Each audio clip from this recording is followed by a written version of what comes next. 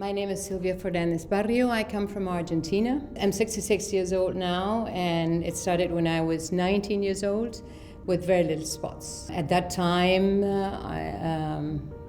nothing was very much known about psoriasis.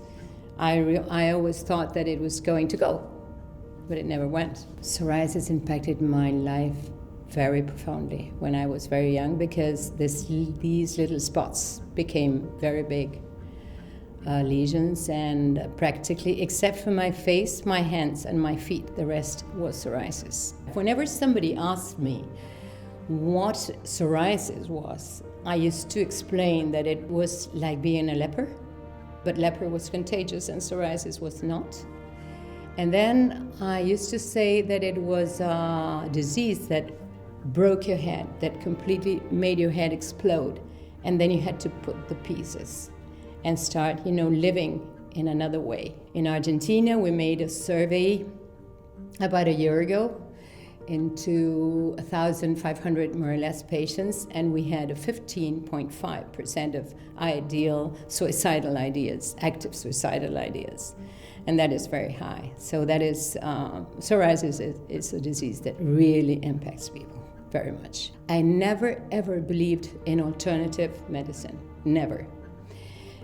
It's very common that when people face this kind of diseases, chronic diseases, maybe cancer also, that they have this magic thought that there will be something that will, next day you're going to wake up and you won't have psoriasis. And when I was putting it, I used to say, hey, maybe tomorrow I have no more psoriasis.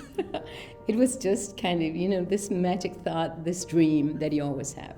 It's so important, that first step between the doctor and the patient. When you give that first step inside the office of a doctor, you expect a cure. Then I learned, but so many years later, that most of diseases are not cured, are treated. But when you go to a doctor's office, you expect a cure. I would describe the level of care and understanding, even though we've been working for 15 years there and campaigning, even with the dermatologists and the rheumatology societies, people still think that a skin disease is always contagious. In the level of care, I would say we're quite well compared to other countries. I do try to have a healthy life, absolutely. I would say after my 50s, started, really calming down. So it's okay. I'm happy with what I have right now. I would say the first advice I would give is call the patient's organization right now.